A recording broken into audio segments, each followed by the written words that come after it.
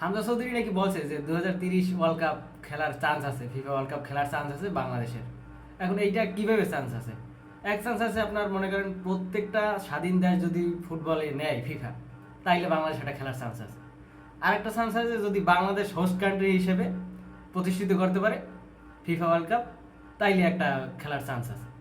এখন এই যে খেলার চান্সগুলো আছে, এইটা হামজা চৌধুরী এরা এরা ফুটবল খেলবে কি? এরা ফুটবল খেলার এদের সুখে থাকতে বুঝলে এরা ওই বিদেশ দিয়ে আইছে বাংলাদেশে, 2 দিন ওই সিমেন্ট বিক্রি করবে, বিকাশে 2 দিন ক্যাশ আউট করবে, এই বড় বড় কোম্পানি লেগে বিভিন্ন ডিল করবে, এই টাকা টাকা কামাই আবার চলে যাবে।